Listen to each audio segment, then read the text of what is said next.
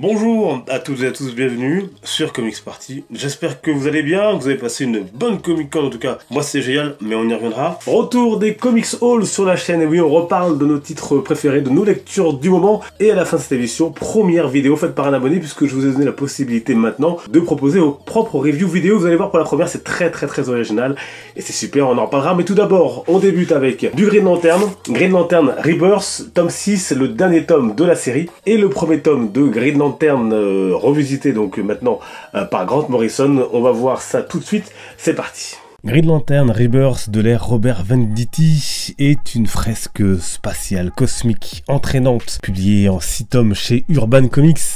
Si le scénariste se pose dans la droite ligne de la période précédente, New 52 de Geoff Jones, il se focalise sur 2 corps principalement, les Green Lantern et le Sinestro Corps. On retrouve tout ce qu'on attend et on aime dans cet univers, des conflits intergalactiques et des rencontres du 3e type, avec une belle mise en avant de Hal Jordan. L'un des points forts donc de ce run, c'est la très bonne utilisation des lanternes humains. John Stewart, devenu patron du corps, Kyle Rayner bien évidemment, mais aussi Guy Gardner et bien sûr Hal Jordan. Chacun a son moment de gloire, sans compter que ces 4-là ensemble forment le groupe le plus efficace du Green Lantern Corps.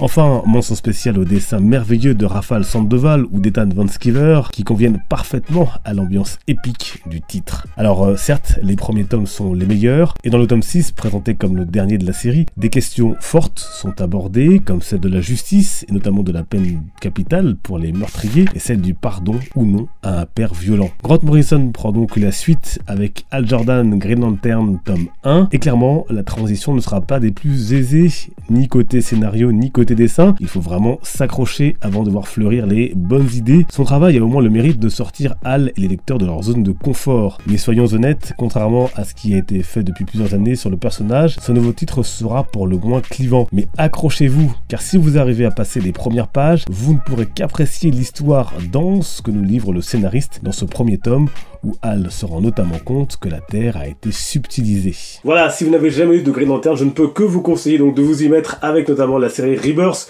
qui est pour moi l'une des meilleures séries de cet univers Rebirth, donc de DC Comics. Regardez-moi ces dessins absolument incroyables et magnifiques, donc de cette série Green Lantern Rebirth, par Robert Venditti au scénario. Merci à lui pour ce run de talent et d'exception. Allez, on enchaîne du côté de Marvel, X-Men, et pas n'importe lequel, Secret Wars X-Men, avec notamment Marguerite Bennett au scénario. Certains m'avaient demandé d'en parler. Eh bien, retour donc sur ce tome lié bien sûr à l'event Secret Wars. X-Men Secret Wars s'inscrit dans la lignée du récit principal, Secret Wars de Jonathan Hickman, où l'explosion des multivers de Marvel aboutit à la construction du Battle World, dont Fatalis est le dieu. Pour en savoir plus, je vous invite à voir la vidéo que j'ai consacrée à cet event il y a quelques semaines sur la chaîne. Dans ce Deluxe, on retrouve donc 3 récits qui s'inspirent et rendent hommage à 3 titres cultes de l'univers des mutants. Et on s'arrête quelques instants sur le premier d'entre eux, Years of Future Past, qui renvoie bien évidemment aux Days of Future Past de Chris Claremont notamment, où les mutants sont traqués par les sentinelles avant que Kitty Pryde ne soit renvoyée dans le passé pour les sauver. Alors si on apprécie le clin d'œil, force est de constater que cette réinvention à la sauce Secret Wars n'a pas la même saveur, mais reste de bonnes idées et un souffle épique agrémenté par des enjeux familiaux auxquels sont associés Kitty, sa fille Christina, héroïne de l'histoire, ou encore Logan. Des récits donc qui au final vous intéresseront surtout si vous avez lu et apprécié Secret Wars et que vous voulez approfondir votre connaissance du Battle World. Voilà, et donc ça c'est Days of Future Past, donc c'est dans la version intégrale par Claremont. Magie, signé par Claremont au Comic Con Paris, j'en suis très fier, mais ça on y reviendra. Et on termine chez DC Comics avec Red Hood and the Outlaws, et pour ce faire, c'est un abonné, puisqu'à partir de maintenant vous avez également la possibilité de faire vos propres reviews sur la chaîne. Et pour cette première, c'est Antoine, notamment de la chaîne Le Justicier des Comics, que je salue et que je remercie, qui nous propose donc sa review, son avis sur Red Hood and the Outlaws de manière très originale, et je le remercie parce que ça prend énormément de temps, et c'est super ce qu'il a fait, regarder. Bonjour tout le monde, avant de commencer, merci à l'ami Comics Party de me donner ce temps de parole. Donc, j'avais envie de vous parler aujourd'hui du comics Red Hood and the Outlaws tome 1, un comics que nous avons attendu très longtemps avant de le voir sortir en VF. Un peu comme tes vidéos.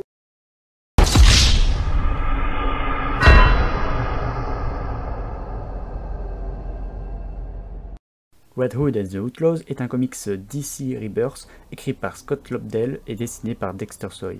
Il est paru l'été dernier en VF en format Libéry chez l'éditeur bien connu Urban Comics. Bon, rapidement, que raconte ce comics?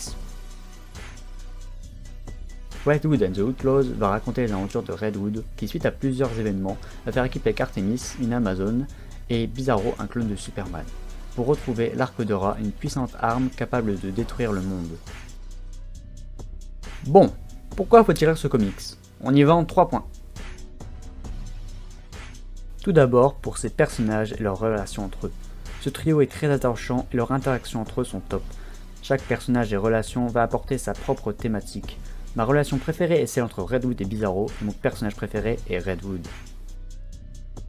En même temps, tout le monde sait que Jason Todd est le meilleur. En deuxième point, nous avons un excellent scénario pour chaque arc. Le comics prend le temps de développer chaque personnage et son histoire sans oublier d'avoir un bon fil conducteur pour garder le lecteur dans les enjeux de cette histoire. D'ailleurs, j'ai une petite préférence pour la première histoire, celle avec Black Mask. Enfin, comme dernier point, les dessins. Ils sont vraiment au top, c'est important de préciser et de féliciter le travail fait par le dessinateur.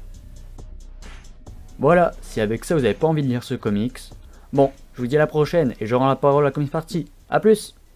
Voilà, encore un immense merci à Antoine pour cette review donc de Red Hood and the Outlaws. Merci à toi pour le temps que tu as pris pour faire cette vidéo. Pour la chaîne, ça me fait très plaisir. N'hésitez pas à aller voir sa chaîne, je vous mets tout le lien bien sûr en description. Merci énormément, ça me va droit au cœur. Et vous aussi, si vous voulez faire votre review en face cam, pas forcément comme lui il l'a fait, vous pouvez également me les envoyer. En tout cas, rendez-vous sur les réseaux sociaux pour en parler.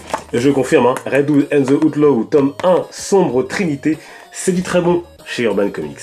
Voilà donc pour le retour des Comics Soul. N'hésitez pas à me dire vos lectures en commentaire, ce que vous avez pensé vous de ces titres si vous les avez lus. On se retrouve mais évidemment sur les réseaux sociaux. N'hésitez pas à me suivre pour échanger, discuter, partager. Tous les liens sont en description. Merci de votre grande fidélité. On se dit à très bientôt. Encore un grand merci à Antoine. Portez-vous bien. Les comics sont une fête. Ciao.